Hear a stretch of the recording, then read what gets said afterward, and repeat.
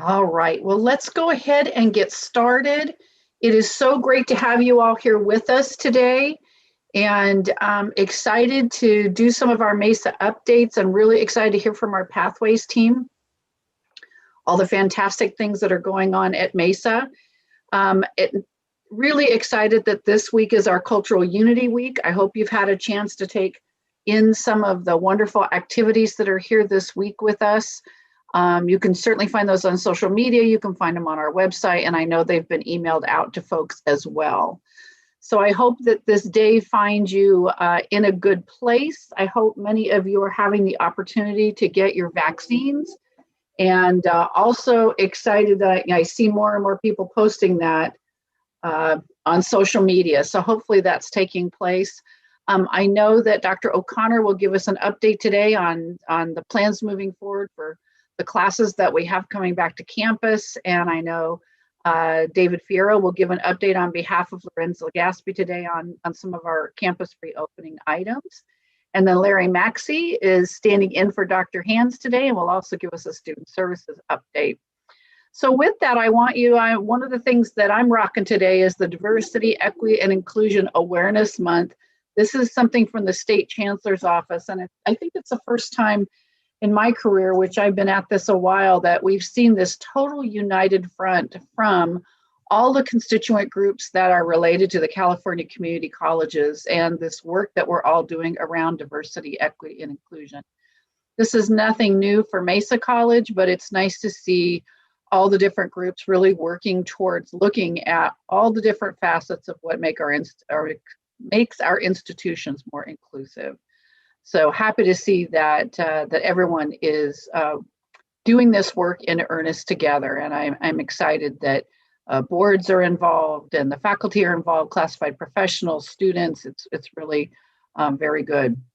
One of the things I wanted to give an update on is for those of you who aren't entrenched in the political machinations that happen in the budget, this is the time where we start to advocate with folks that are involved in the budgeting process before the May revision comes out. The the governor puts out his budget in January, and then we go from there. Generally, what happens is the May revision comes out after taxes have been posted in April. And as many of you know who file taxes, those tax deadlines have been moved. So we're not sure what we'll see in the May revise. But one of the things we're very interested in doing is making sure we're all on the same page. So just before this meeting, I had the opportunity to join colleagues from the Community College League, from FAC, the Faculty Association of Community Colleges, the Student Senate was there, the trustee boards, and we're all really looking at this advocacy from one perspective, and that is we need more resources to our system. To offset the number of kinds of areas where we have not received good resources in the past. And so there's some good legislation coming forward on some block grants that will help us with student basic needs. We're hoping to get the same level of cost of living adjustment, COLA, that you might hear that referred to.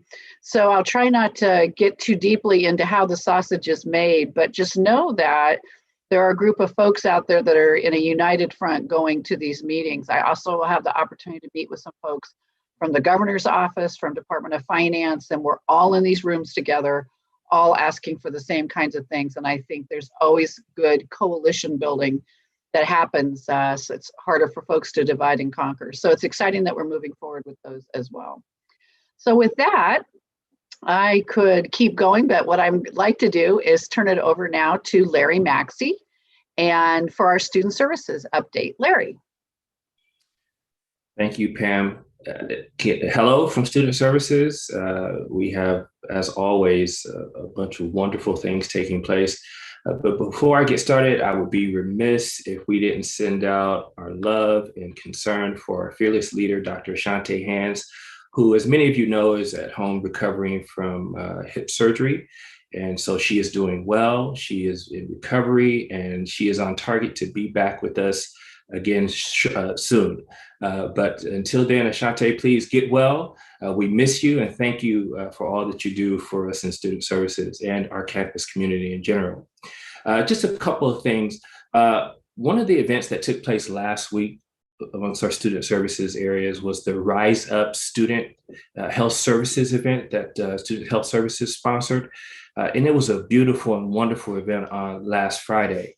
Now, this was an event to encourage and empower Black and Indigenous people of color and to enlighten them with respect to mental balance, instilling resiliency and hope. And it was just a fantastic time. There was song, there was dance, there was poetry, there were inspirational statements made, stories of resiliency, and just really reflective of the care and concern that we demonstrate as a campus community for our students. It was a beautiful event, and thank you to those who sponsored and put on that event. Coming up this week, tomorrow, in fact, we have the virtual job fair that is taking place from 10 to 1 p.m., 10 a.m. to 1 p.m. And this, of course, is a virtual event, and this will be the first time that we have hosted a virtual job fair at Mesa College. And this is a collaboration with the SDCCD Career Centers, Work-Based Learning, and San Diego Workforce Partnership. So we look forward to this wonderful event taking place and kicking off tomorrow. Now, General Counseling has organized what they're referring to as Super Tuesday events. And this is a high school registration workshops for our feeder high schools. And this, of course, is in collaboration too with DSPS as well as EOPS. And so we look forward to that wonderful opportunity for our high school students to make that transition into our community. And those are Super Tuesday events that we look forward to. Jumpstart is this weekend on Saturday. Jumpstart Your Success 2021. This virtual event for our prospective students and their families and friends. It will take place from 9 to noon. And of course, workshops, virtual tours, just a great time facilitated by many of our faculty, professional staff, as well as our administrators who are facilitating workshops, and a wonderful opportunity for all of our prospective students. So we look forward to Jumpstart this Saturday.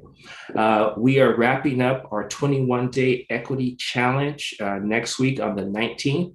And up to this point, we've had some phenomenal participation, individuals who are writing very inspirational and enlightening comments within our portal, encouraging everyone to continue in that process until the conclusion of the 21-day challenge. And then, of course, at the conclusion of it, after we're done, we'll have the opportunity to talk about some of the things that we've learned and maybe some things that we plan on applying ourselves to help to produce equitable outcomes in our area or sphere of influence. And just a couple other things. We have commencement prep is of course underway. We're looking forward to a virtual ceremony, which is scheduled for May 28th at 3 p.m. Students have been invited and encouraged to participate in the virtual celebration. So we look forward to that. And hand in hand with the virtual ceremony will be a commencement drive-through graduation parade, which will take place on Friday, June the 4th from 11 to 1 p.m. And volunteer information will be coming out from Student Affairs very shortly. So those are the updates that we have for student services. And now I'd like to turn it back over to President Lester. Thank you so much, Larry. And I was excited. We talked about this a little bit last week, as some institutions are calling it commencement. And I think that's a wonderful term for drive-through. But we were also talking about the inequities that happen for our students that come in on transit or are dropped off, and the inability they have to participate. So I've been talking to Dean Miller about potentially a way that we could schedule and know when folks are coming in and potentially add cart commencement. So we might be able to pick up students from the bus stops and bring them through as well. I think it's only fair to create that inclusive environment as we do this work. So thank you so much, Larry. And indeed, we are so excited that Dr. Hands is on the mend, and happy that we'll be able to have her back soon. And so love and blessings to Ashanti. All right, next up is David Fierro. David, thanks for stepping in today with an update from Administrative Services. David. Fantastic. Thanks so much, President Lester. And just a few items of interest from Lorenz's office. And the first one, just give you a snapshot, give you a share my screen here. This is what it looks like outside right now. Can everyone see that? I think you guys can, right? Anyway, so this is a few minutes ago. They are still tearing up the outside. We're trying to figure out what these pits are. I think there is some kind of staging or something.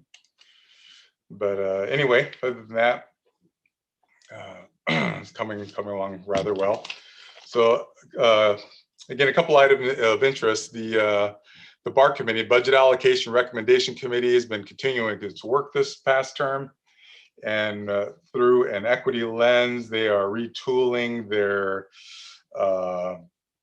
request rubric, and that should roll out here shortly. And perhaps that'll be done here, I think, by the end of the term. And as well, the Mesa 2030 Master Plan, the Educational Facilities Master Plan, is making its round through constituencies. It's constituencies, that is, and it had its first reading this past week at the PCAP. So other than that, Lorenz wanted me to pass on that every department inside administration is up and running, and that would be business services, the local payroll, student accounting, print, mail, technologies, and last but not least, the stockroom. Anything that you need from any of those departments, we are open here, and we're here to help, and just put a shout out. So President Lester, that is the report. Great, thank you so much, David. And now we'll move on to Dr. O'Connor. Isabel. Well, hello, everybody. Let me turn off my light. I look a bit strange. I hope everybody's doing well. I have a very quick update just to let you know a couple of things. The most important one, as Dr. Lester mentioned earlier, is that we continue a very thorough kind of planning for fall semester. We now have the updated scheduled build timeline. So we know we need to have everything in place by May 7th.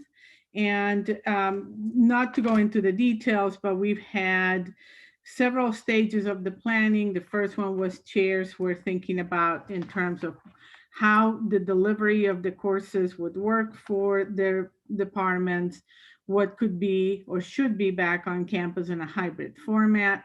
Then deans looked at that. Now we've been working on it. This morning, we had a fantastic meeting with Jacqueline Collins from Administrative Services, as well as the deans, faculty leadership, including Terry and Manuel as usual, and Donna Buzinski, who's been a major force in the planning. And so now we have an idea of what we would like to do. Then we are also working with Administrative Services to look at buildings, to look at room capacity, in order to match both sides. One is understanding who wants to come back to campus. We are thinking of a phased-in approach. You know, not everybody, even the hybrid courses, for example, in chemistry that we had on campus for the last 2 semesters, have been on campus since week 1. So we're working through all those details. We're going to meet again next Tuesday with a lot of more information from Administrative Services.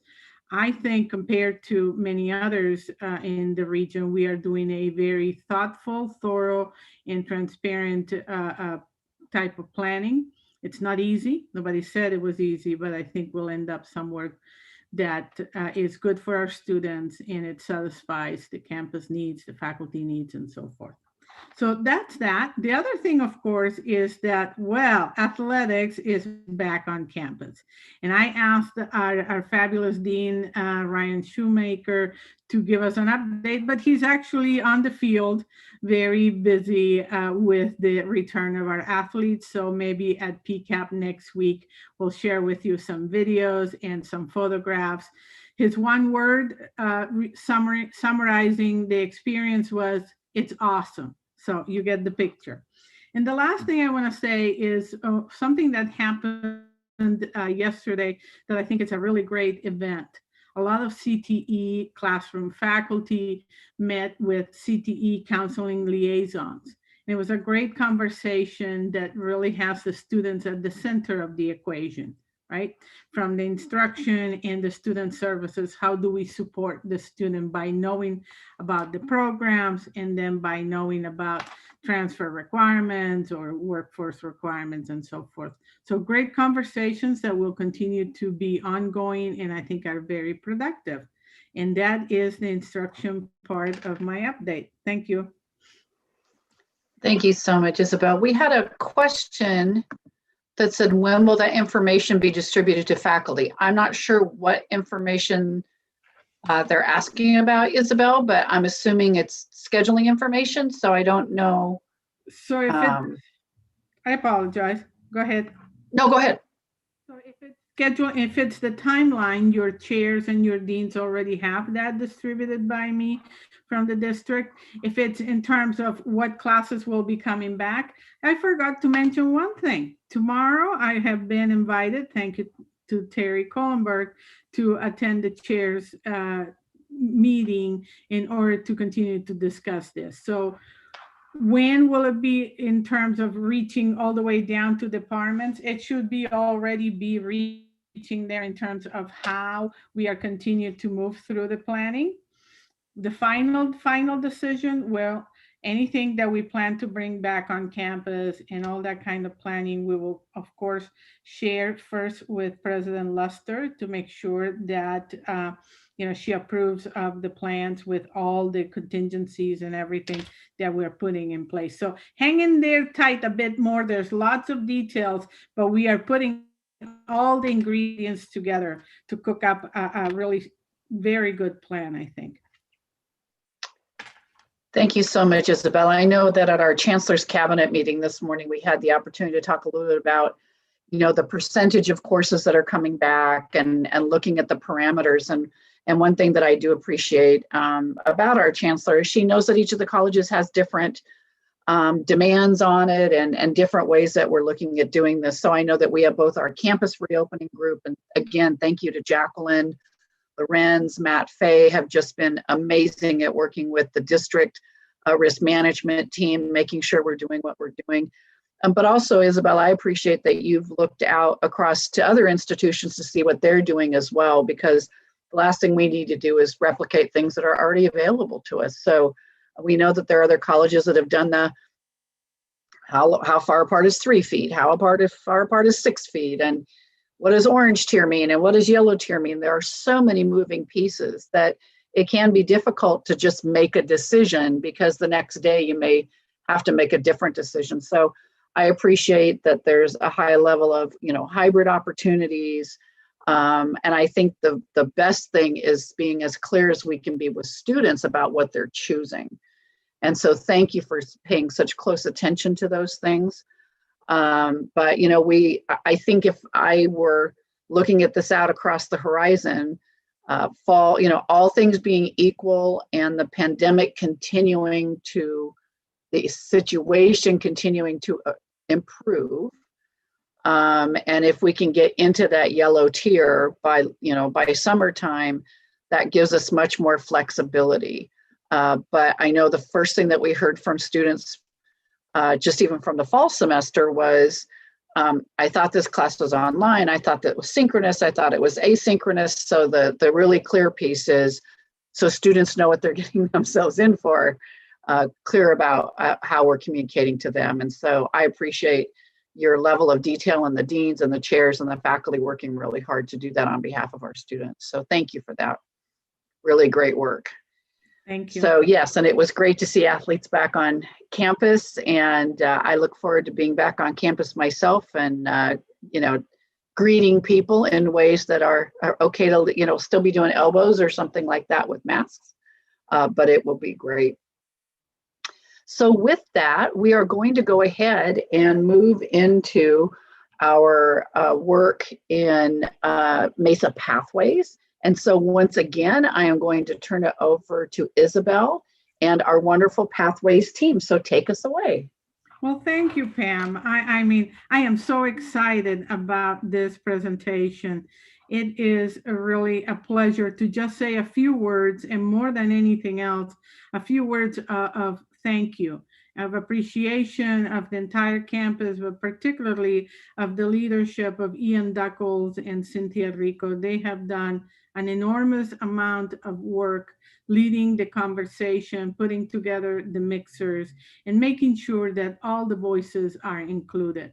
So what you're going to see today, presented by Ian and Cynthia alongside one of our fellows, Stephen, is the results of where we are now, as well as more opportunities for the entire campus to decide what it is that we are going to do in terms of our meta majors. What's going to be the structure? And yes, don't worry, they won't be called meta majors. We also have a vote to decide on that. So I have nothing else to say except that I am really excited. And with that said, Ian, take it away. Great, thank you very much. So hello, everyone. I'm Ian Duckles. I teach philosophy here at Mesa, and I'm one of the co-leads of the Guided Majors and Mapping Work Group, which is the work group that is responsible for this. And I think maybe this would be a good time to introduce or to have my colleagues, Dr. Cynthia Rico, introduce herself. Hello. Also, yeah. So I'll go ahead. I'm sorry. Good afternoon. My name is Dr. Cynthia Rico. I'm part of the general counseling faculty staff, and proud to co-lead with Dr. Ian Duckles. And I believe also we have with us one of our Mesa Pathways fellows, Stephen Allison. Stephen, if you could please introduce yourself. Hello, I'm Stephen. I'm part of the Pathways Fellow team, which is a group of students working closely with Pathways to have a voice and our input to make sure that the outcomes are equitable and something that we connect with. Thank you. Excellent. Yeah, thank you. And I just want to say that the Pathway Fellows, Stephen has been very involved in this, but a number of them have been involved, and it's been really great to have them there to ensure that the student perspective is represented in this work we do. And actually, I'm going to have Stephen talk a bit later about one of the major contributions that the Pathways Fellows made to this Meta Majors conversation. So with that, let me jump into things. If you could please advance to the next slide. So I'd like to talk about the kind of agenda that I want to run through today. I want to talk about the sort of first aspect of this sorting. So very quickly, what we're talking about here is a method for sorting students so that we can most effectively deliver to them the tools and the resources that they need in order to be successful on their journey here at Mesa. We're an enormous institution. We've got a lot of moving parts, a lot of different services that we can provide, and it can be a little confusing to try and sort through everything. And so that's really one of the major rationales behind this Mesa Pathways project in general, and then the student, and then the Meta Majors work that I'll be talking about today. And so I'll begin by talking about the kind of ways that we want to think about sorting students when they show up. I'll talk about why we want to do this Meta Majors, why we want to do this sorting. I'll talk a bit about the process that we went through to get to what I'll be presenting to you today, which are the classified and the faculty mixers that we conducted during the latter part of February and most of March. And then I will be presenting 4 possible meta frameworks which use different criteria for sorting students. And it's these meta major frameworks that we're going to be asking you, the campus community, to help us choose. So we'll be ending this with opening up an opportunity for people to actually vote on the meta major framework that they would like Mesa to use going forward. We're also going to be asking you to vote on what we're going to call these things, because I think the one point that we can all agree on is that Meta Major is a terrible name. And so we want a better name. I think we have some really good candidates, some good options to choose from. And so I'll be presenting those and talking about those as well. And then we'll kind of wrap things up by going through what the next steps in this process are going to be. If I could have the next slide, thank you. So this is what we're calling the student goals framework. And so the idea is when students show up on the Mesa website, we're going to ask them to kind of sort themselves based on what they've come to Mesa for. And so we have these kind of 6 categories that we've come up with. These are based to a large degree on the CCC Apply application. That's the universal application that all community college students use when they're applying to go to college. One of the questions on that application asks, what's your goal?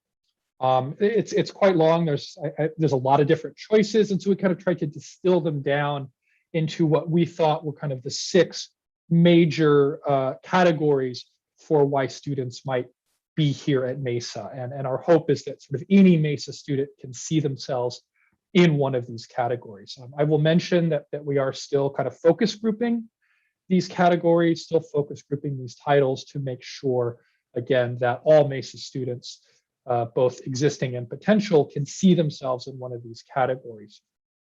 The thinking is that then once a student kind of sorts themselves into one of these categories, that will allow us to help deliver the kind of services that students in that category will need in order to be successful at Mesa. And the thinking is, kind of a lifelong learner, they're maybe going to need different resources than somebody who's here for a degree. And somebody who's here for career advancement, they maybe need different resources than somebody who's trying to transfer. And if a student's not really sure why they're here, there's another set of resources that we can deliver to them. Obviously, there will be a lot of overlap. I think, we want everyone to get in touch with counseling. So regardless of why you're here at Mesa, we'd like you to, talk to a counselor, interact with a counselor to help guide you on your journey. But there's also a lot of other resources that Mesa has. And so again, this is about effectively helping students sort through the resources, deliver to students the resources that are going to help them succeed on their educational journey at Mesa, whatever that educational journey might be. If I could have the next slide, please. So over the course of February and March, we conducted 12 mixers. So we did 6 faculty mixers, which reached 78 faculty from 41 disciplines. We did 3 classified mixers, which reached 27 classified professionals. We did a mixer with deans. We did a mixer with the Success, Equity, and Transformation Task. We did a mixer with the counseling faculty. And we ensured that student representatives were present at all but 2 of the mixers. And at least one of the mixers, we couldn't get the students there. But whenever we could, we made sure that the student representatives, generally in the form of the Mesa Pathways Fellows, were present to provide their input and make sure, as Stephen said, that all voices are represented and that we're pursuing our goals of equity as we work through this process. These mixers were very productive. We got really great feedback, which helped us kind of fine-tune the model. And in particular, in the faculty mixers, we had the faculty actually sort their degrees and certificates into these different frameworks that we had. And when we open up the voting, there are a number of documents which show how the faculty sorted their degrees and certificates into those different frameworks. If I could have the next slide, please. So what's the point behind MetaMajors and what we're calling MetaMajors? So we talked about the student goals framework, which is kind of sorting students based on what they're looking for at Mesa. But at some point, right, a student is going to have to pick a course of study, right? If they're looking to transfer, if they're looking to get a degree, they're going to have to pick a course of study. And that's where what is currently called MetaMajors, but which we're going to find a different name for, that's where MetaMajors comes in. So as things currently stand, Mesa has 191 degrees and certificates. And I do believe that that number is just going to go up, right? As programs add additional degrees, additional certificates. Currently, these are presented in the form of an alphabetical list. It is somewhat confusing how things are organized. One of the categories is we have these degrees, which are liberal arts and liberal arts degrees. It's a very kind of, I think it's very kind of confusing to sort of sort through. And the idea behind MetaMajors is, well, we can present that information in a way that's going to be more effective, more helpful for the students, really. Because as it is now, it is just this long alphabetical list, and things are not even, just because of how what the degrees are called, they're not even organized in ways that you would think that they would be organized unless you're really up on the titles of all the degrees and certificates that Mesa offers. So the idea behind MetaMajors is we can do that. We can organize that information more effectively. We can organize that information in a better way. Now, some people have sort of suggested, well, we have our schools, so why not use that organizational structure? And the reason for that is that the programs in schools are not organized in the schools, I think, really for any other reason than to provide an equitable workload for the deans. So as an example, I teach philosophy. My program is housed in the School of Social Behavioral Sciences and Multicultural Studies, right? So my school has architecture, we've got interior design, we've got psychology, we've got history, we've got philosophy, geography, political science, sociology, anthropology, Black studies, Chicano studies. There's not really any organizing principle that connects all of those different programs and all of those different degrees and certificates, right? There is a kind of arbitrariness to how those programs were grouped together. And again, I really think it is for administrative purposes. And it's a good administrative structure, but it's not necessarily a structure that's effective for students. And so that's why we're looking for something else. That's why these MetaMajors come into play. In addition, the thinking behind MetaMajors is that students could begin by selecting a kind of an area represented by one of the MetaMajors. They could take courses within that area without having to immediately pick a particular degree and then change their mind and have to kind of backtrack. The hope is that this will result in students taking fewer excess units and will give them more kind of certainty and clarity about what they need in order to be successful in the course of study that they've chosen. That goes to the next point, providing them with clarity in reaching their educational and career goals. And by grouping students in this way, I think it will allow us to create kind of communities of students and faculty with similar career interests and provide those students with support services, really targeted support services, targeted tutoring, targeted mentoring, targeted counseling services, career coaching and services, et cetera. And again, the whole point of this is to try and help dispel a lot of that uncertainty that can be associated with going to college, whether it's going to college for the first time or just, even if you have an experience of going to college. We are such a large institution. We just want to help students more effectively, more efficiently, more easily navigate their educational experience. So that's really kind of the rationale overarchingly behind majors. If I could have the next slide, please.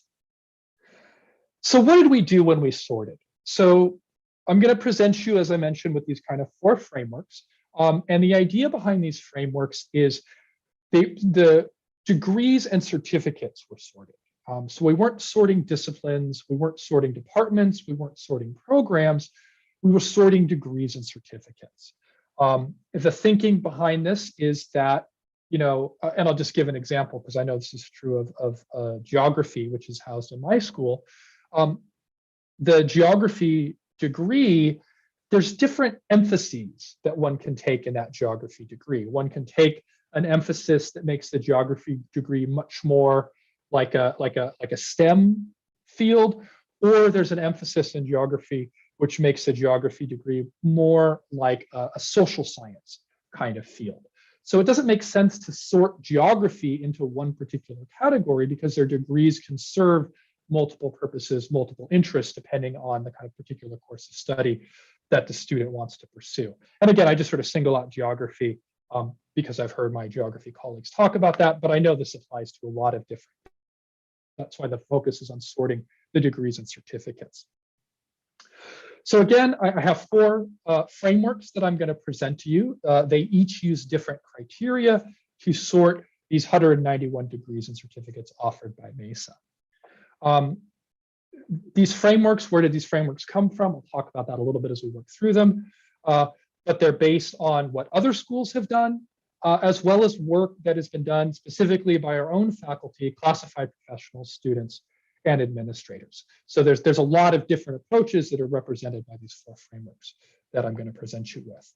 I'll also mention that the degrees and certificates can appear under more than one category in each framework. And so as I mentioned, the geography degree is a good example. That's a degree or certificate that can appear in more than one place. And this is true of a lot of the degrees and certificates we offer, but I just singled that one out. The decisions about which degrees and certificates belong under which category were made solely by faculty who represented those disciplines. That was a major effort in the mixers that we did, particularly those 6 faculty mixers. And again, it was faculty driven. The faculty decided. I didn't have any input. I mean, I had input on the philosophy degree because that's the one that I represent.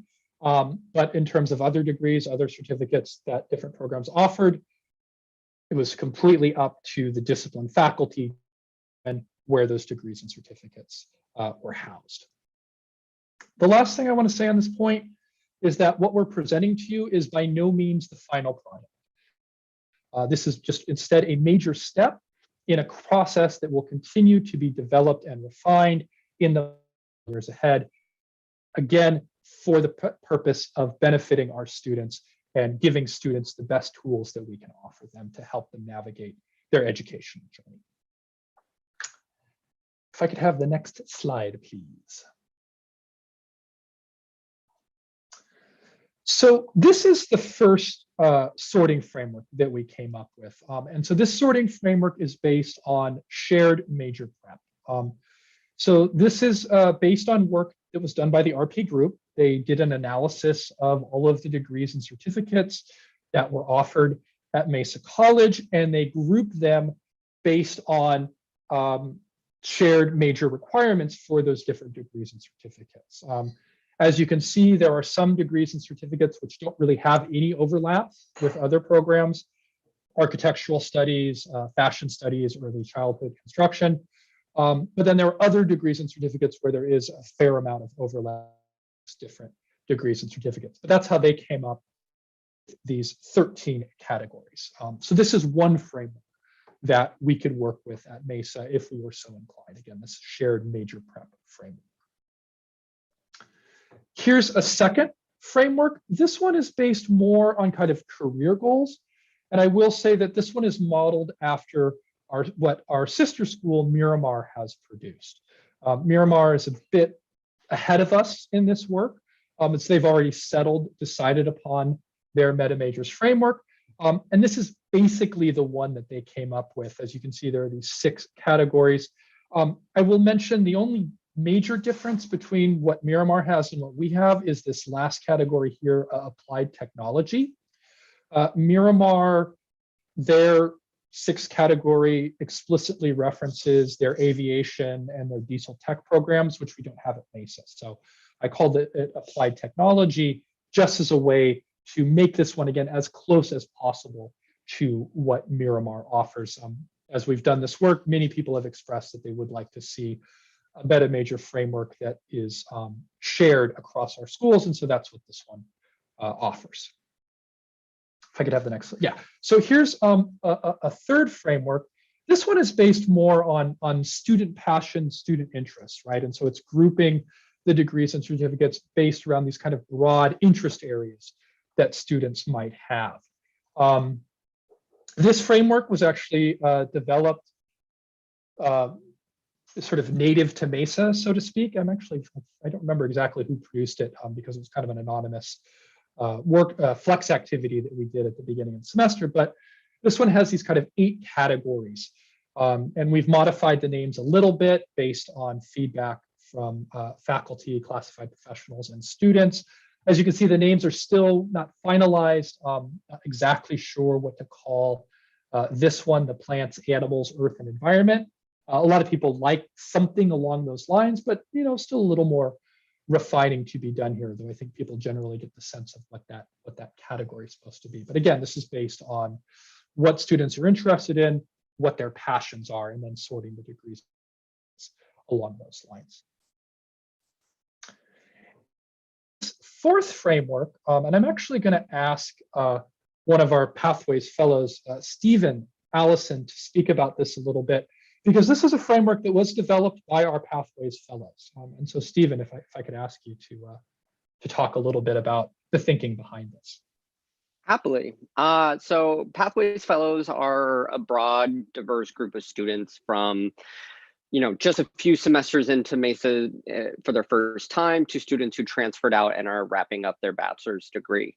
When we were first introduced to the MetaMajor concepts and seeing the frameworks, there was a bit of a steep learning curve for us to really understand and comprehend what they were trying to accomplish. And once we did, we really liked the ideas that the previous 3 structure frameworks offered us, but we wanted to see something that was more in a language that reflected our own interests and the experiences that we had had over the last year. A huge thing that was consistent through all of our fellows was that our experience at Mesa was about igniting our own personal passion, which led to our success and involvement. And we wanted to bring that spark of inspiration to the MetaMajors. And in doing so, we also reflected on a lot of the changes and mindsets that we were reflecting on through the past year with pandemic and all the social changes. And this was the framework we came up with to be a little more on the innovative side, to be a little more progressive in the creativity, as well as to lean away from language that had been repetitive and may fall into certain archetypes, like STEM is a kind of a catch-all phrase that students, they've heard it, they've seen it, they know it, but they really don't. So this was a way of us creating these ideas that reflected those other frameworks, but really spoke to us. Excellent. Well, thank you very much. And so you can see, right, we've got these sort of 10 categories, and I think Stephen, did a great job of explaining the kind of rationale where these labels came from. And I did just want to, again, stress that this was, our Pathways Fellows, our Mesa students meeting, thinking about this process, and this is what they came up with. And I think they did a really good job of that. And I was very happy to see this and to present this as one of the options that we're going to be deciding upon. If I could have the next slide. So excellent. So the next question, of course, is what should we call these things? And so this is one of the big questions that we asked at the Mesa Mixers, all 12 of them. We got a lot of really interesting feedback. These were the top 5 candidates that came up. So we have sort of academic and career pathways, areas of interest, fields of study, interest areas, and then programs of study. And so at the conclusion of this, we're going to be opening up the voting. And in addition to selecting which of those 4 frameworks I was just talking about, basically we're going to be asking you to rank those 4 frameworks. And then we're going to be asking you to choose which of these 5 titles you like the best. And that will be kind of what will drive our selection of the both the MetaMajor framework that we're going to be using at Mesa, as well as what we're going to end up calling it. And so it will be driven by the campus community, faculty, classified professionals, students, administrators, and frankly, anyone who's interested in the future of Mesa College. So all of our stakeholders. I can have the next slide, please. So once we kind of select a MetaMajors framework, once we come up with a better name, there's then a lot of additional work that we can be doing around those MetaMajors. And I think one of the things that these MetaMajors frameworks will provide is they'll provide a kind of scaffolding that we can use to build lots of different targeted resources that can help students be successful in their educational careers, right? So one thought would be to organize student orientations around the different MetaMajors, right? And provide different orientations that speak directly to the particular MetaMajor, to the students who are in that MetaMajor. Another idea, this honestly is the one that gets me really excited, is we can build these student success teams, right? So teams of faculty, counselors, and other kind of support services that would really be specifically targeted towards a particular MetaMajor. Career counseling would also be involved in this as well, who can really deliver very targeted services to faculty, to the students, again, so that they can make effective educational choices and decide, where they're going to go after they're done at Mesa, because Mesa really is for many, it's just the beginning of a long and successful educational journey and career. And so we can again deliver services to really target and assist them in that. Connected to this is, we can have very intentional services, very targeted services, targeted to specific meta majors. With some of the meta major frameworks, there's very kind of specific sorts of careers that come out of that framework. And so we can really, again, target those services, target that career counseling, et cetera, to those specific meta majors. Another project is maybe we could develop specialized introductory courses. Everyone in a particular meta major could be taking the same introductory course. This is obviously very speculative. How exactly that would look is something we could work out, but we sort of need that meta majors framework in place, and then we can build all of these additional resources around that framework. And then lastly, professional development. Professional development around these meta major faculty to make them better advisors, to make them have better information about what can be done with the different degrees and certificates in particular meta majors, professional development for counselors, professional development for classified professionals, professional development for students to help them develop and become professionals in whatever framework or whatever area they've chosen to pursue. So again, these are just sort of exciting ideas about where these, what these meta major frameworks would allow us to do. And so here's the next steps.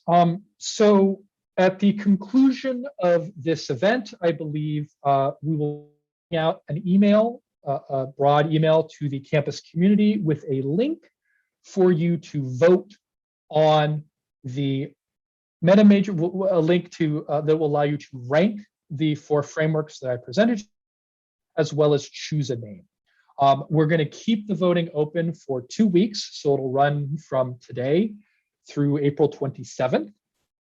And then that information will be presented to the Mesa Pathways Committee at our April 28th meeting. From there, we'll do some additional iterations, modifications, probably do a little more sorting, and then come up with a final framework that will be presented and approved by the Mesa Pathways Committee on May 12th. And then we'll send that to the President's Cabinet on May 18th for final approval. Then in the next academic year, the 2021-2022 academic year, we will refine and implement that framework through a redesign of the San Diego Mesa website. And again, as I mentioned, what we're selecting, what we're working with today, this is not a finished product. I don't think it will ever be a finished product because we want to constantly be reiterated, constantly refining it, constantly improving it so that it can meet the needs of our students. But again, this is a kind of a major milestone. And so we'll have something to kind of really work with, sink our teeth into, put together over the next academic year.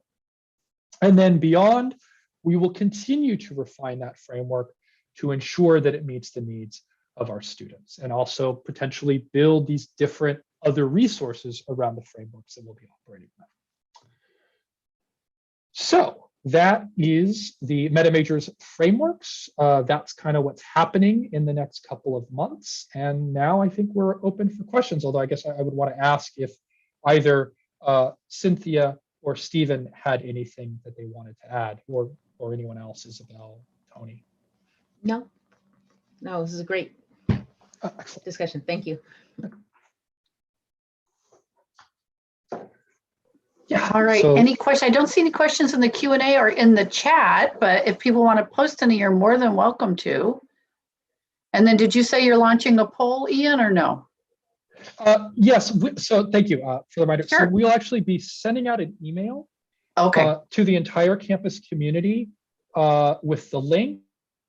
And I believe we would also request, particularly faculty, if you could pass that link on to your students if they haven't received it, because we really do want to make sure that the student voice is included in our selection of framework, because ultimately it's for the students. And so we want to make sure that it's a framework that students think will work for them.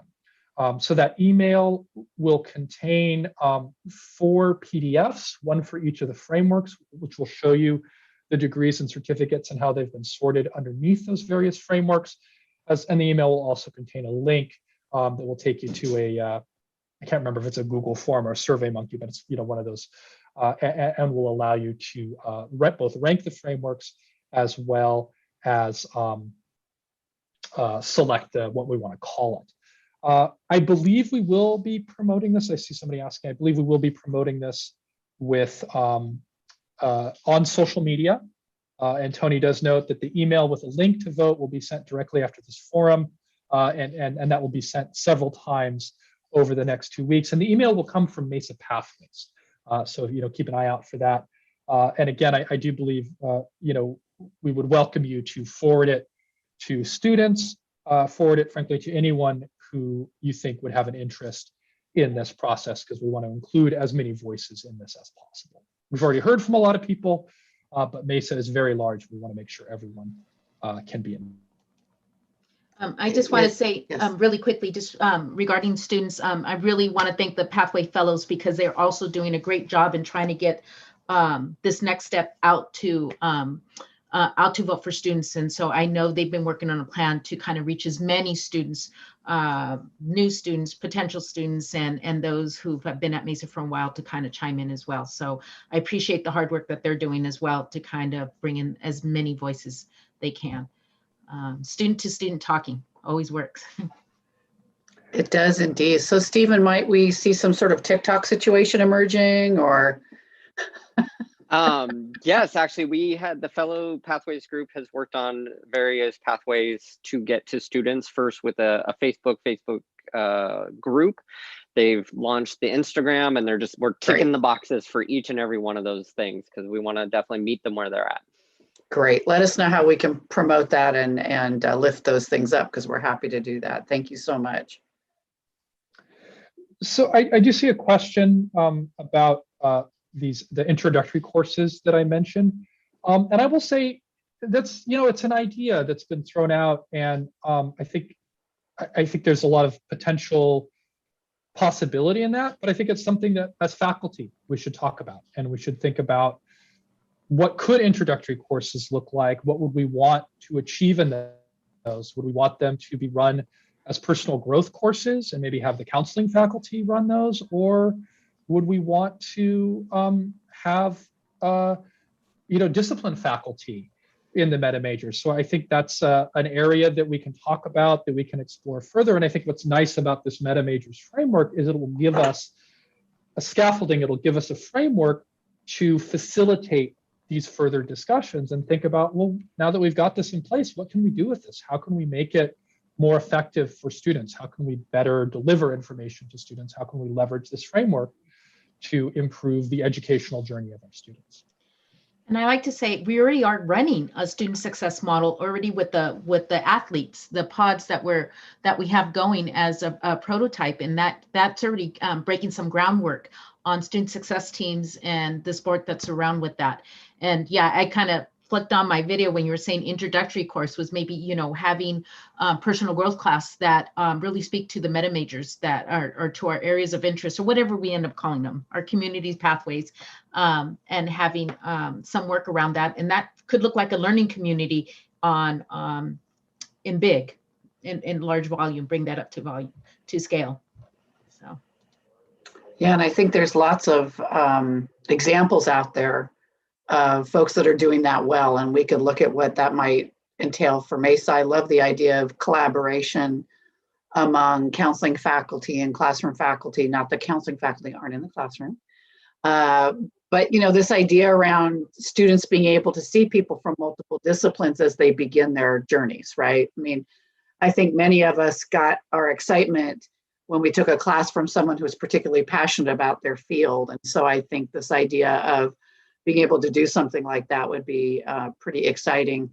I can recall way back in the olden days when I first started at a CSU, I got to visit sort of in the orientation process, we got to visit a couple different things that looked something like this, that wasn't as neatly tied together as this.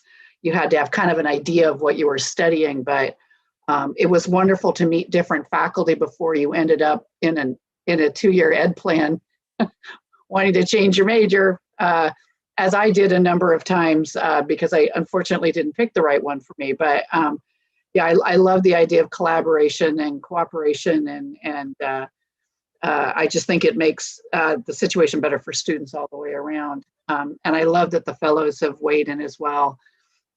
I don't know if we would be the only college with flora and fauna as a pathway, but I'd be down. So great job. I'm thinking back to when we first started this Pathways work, and we knocked around a bit in terms of what would it mean for Mesa. And I just really want to congratulate you on bringing the college together, on working so hard on this, and whatever we end up calling this non-MetaMajor, approach, I think we will Masonize it. I think we will make it better as it goes along. I think it also gives us room to do what you were talking about, Ian, which is we probably will have more majors. I mean, I don't think any of us 4 or 5 years ago thought about fermentation science. If you look at the rapid growth in geographic information systems, so we will want that, and especially right now in a amidst pandemic, and then hope soon a post-pandemic world, the flexibility that students have to move between majors as the world changes around them is so just critical, so that students are getting what they need in a reasonable period of time without too much searching and bumping around. So congratulations, and I really look forward to learning from the Olympian Pathways pilot. I think it's been great with the athletes to kind of be able to try some things out. And I know, Stephen, I appreciate your expertise given the different roles you had at Mesa. You've had the opportunity to see students from different perspectives trying to seek this information out, and you being a mentor and a peer in that, right? Like, and trying to help them understand it, that gives you that unique view. So Stephen, thank you for your expertise and for sticking with us, because it's just critical. We speak a certain language in higher ed that not everyone speaks. So congratulations. So Isabel, I don't know if Ian, if you're finished up, or Isabel, if you had any final comments you wanted to make?